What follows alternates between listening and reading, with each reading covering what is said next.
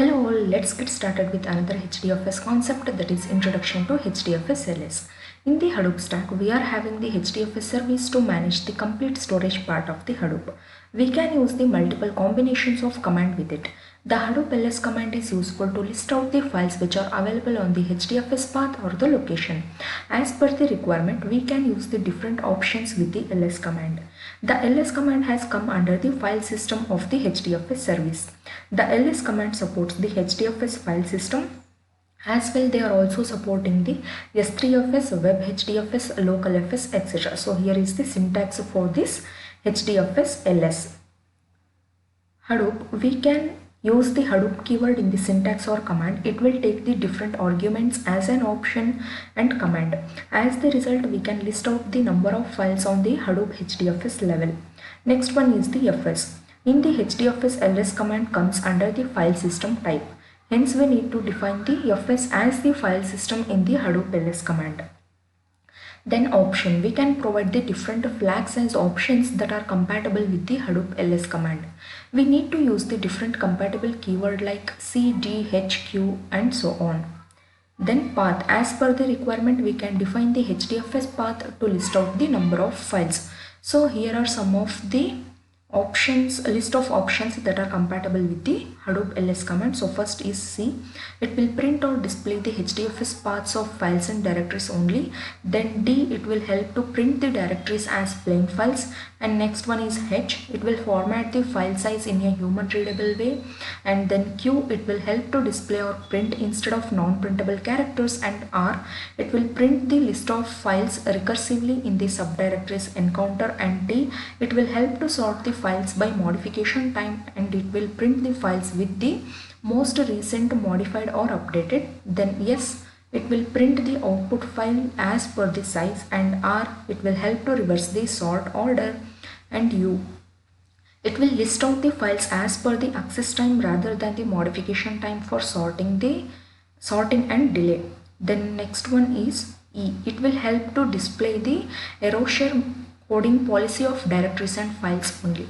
Let's see the example for the HDFS ls.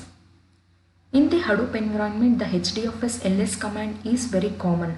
It is using very widely. It will help us to list out the number of files on the HDFS level. So here is the syntax for this ls command. And in this command, we are getting the list of files on the /HDFS level. It will only the list of number of directories on the root HDFS level. It will also give the information of user and group permission. The next one is to get the list of HDFS directory only. In Hadoop, we can list out the number of the directory with the directory name only. It will not print the permission and user group information. So here is the syntax for this ls command. So as per this command, we are using the -c option. It will help to list out the HDFS directory only. It will not print the user permission status of the HDFS directories. The next command is get a specific directory.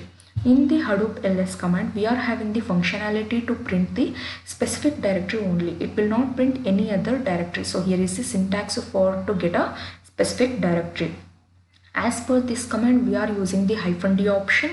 With the Hadoop ls command, it will help to print the warehouse directory only. The type of command will help in the shell or application job level. So next is to list the number of files in recursively manner. As per the default nature of the Hadoop ls command, we can print the number of files in the current working directory. But if we need to print the number of files recursively, we can also do that with the help of R option. So here is the syntax for this Hadoop ls command. So as per this command, we are listing the number of file from the warehouse tablespace external Hive location. To get all the files in a single shot, we are using the R option with the Hadoop ls command. So we have seen the uncut concept of HDFS LS with the proper example, explanation and output. The HDFS LS are very important in terms of the Hadoop environment. As per the requirement, we can list out the number of files recursively with different options like size, modification, human readable format and so on. So this is a guide to HDFS LS. Here we discuss the uncut concept of HDFS LS with the proper example, explanation and output. Next we can see the Hadoop stack.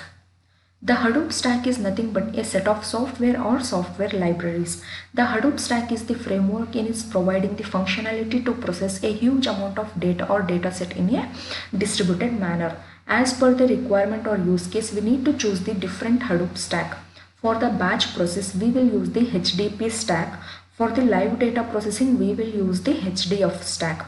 As we said, HDP and HDF both are different, as well as the services is also different. In the HDP stack, we will get the HDFS, Yarn, Oozie, MapReduce, Spark, Atlas, Ranger, Zeppelin, Hive, HBase and so on.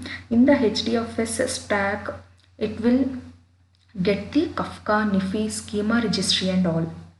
So as such, there is no specific syntax available for the Hadoop stack. As per the requirement or need, we can use the necessary components of the HDP or HDF environment and use the appropriate syntax of it. As per the requirement, we need to use the proper syntax of the individual component. Before using the syntax, first please make sure the working method, because every component is different in the Hadoop stack. Then let's see the how Hadoop stack works. As we have discussed, Hadoop is a technology or framework to process a huge amount of data in a distributed manner. While process the huge amount of data from the traditional databases will not suffice the need to, and most of the time it will take a huge amount of time. In some cases it will throw an error like out of memory, etc. To avoid this condition, we are having the Hadoop stack or Hadoop technology. It will load a huge amount of data in terms of TB or more and process it in a distributed model. It is processing on the terms of mapper and reducer mode. Generally, the mapper is deal with the process mechanism and the reducer is deal with the input and output operation. So here is this screenshot for this Hadoop stack and version information. We can see that these are all the different stacks present in the service column and related version and the status of that services and description of the services. For example, the service is HDFS, version is 3.1.1 and in the status is it has been installed, and the description is Apache Hadoop distributed file system.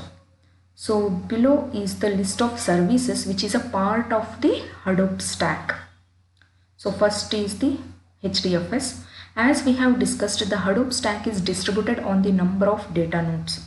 The HDFS file system is designed for the high scalability, reliability, fault tolerance. In the Hadoop stack, we are having the replication concept. By default, the data or the file will be distributed on different 3 nodes. In some cases, if we will face any issues on any data node, but still we will get the data because we are having the 3 copies of data. So here is the screenshot for this summary of the HDFS concepts. So as per this screenshot, we have seen the HDFS service summary. In the matrix, we are getting the statistics of different components that are available in the HDFS service. So second one is the Yarn. In Hadoop stack, Yarn service is very important service in terms of resource allocation. When any job will submit on the Hadoop environment, the Yarn is responsible to allocate the resources to execute the job. The node manager is having the complete responsibility to execute the job. So we have seen the Yarn service summary. And in Yarn metrics, we are getting the diagrammatic representation of different component that is available in the Yarn service. So third stack is Oozie. In the Hadoop ecosystem, the Oozie is responsible to schedule a job. We can schedule any type of job like Hive, HBase, Spark, etc. As per the requirement, we can schedule the job at a specific time interval. So as per this screenshot, we have seen the Oozie service summary. Next is fourth one is Hive. With the help of the Hive service, we are able to run the SQL statement on top of HDFS data. So as per this screenshot, we have seen the Hive service summary with the different components of the Hive. As per the above screenshot, so we are having the Hive server 2 in high availability. In any of the Hive server 2 will not able to process the client request or made down, then the other Hive server 2 will act as a leader and serve the client request. Then fifth one is HBase. The HBase service is used to store the data in the columnar method. The data will be stored in a distributed mode. In HBase, the actual data store information is available in the HBase region server. H-file will store the actual HBase data on top of the HDFS store level.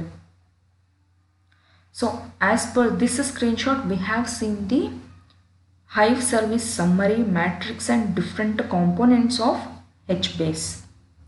Then sixth one is the Ranger.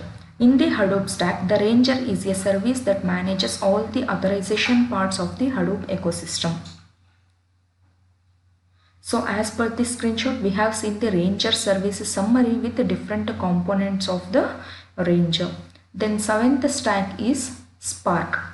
The Spark is having its own execution engine. It will use the in-memory caching and optimized query. It will help to process the data quickly. So as per this screenshot, we have seen the Spark service summary with the different components of Spark. Then last one is Zeppelin. The Zeppelin is a service. It will work as an interpreter in between the client and the Hadoop ecosystem. We can run the number of different types of queries from the Zeppelin like the Hive, HBase, Spark, etc. So as per the above screenshot, we are seeing the Zeppelin service. So we have seen the uncut concept of Hadoop stack with the proper example, explanation and screenshot. The Hadoop stack is a combination of multiple technologies. It is not mandatory to deploy the entire Hadoop stack in the same cluster. As per the requirement, we can choose the service from the stack and deploy it. We can use the different technologies to keep the Hadoop stack or environment secure like Kerberos, SSL, TLS encryption, etc. So this is a guide to Hadoop stack. Here we will discuss the definition, syntax, list of services and how Hadoop stack works respectively.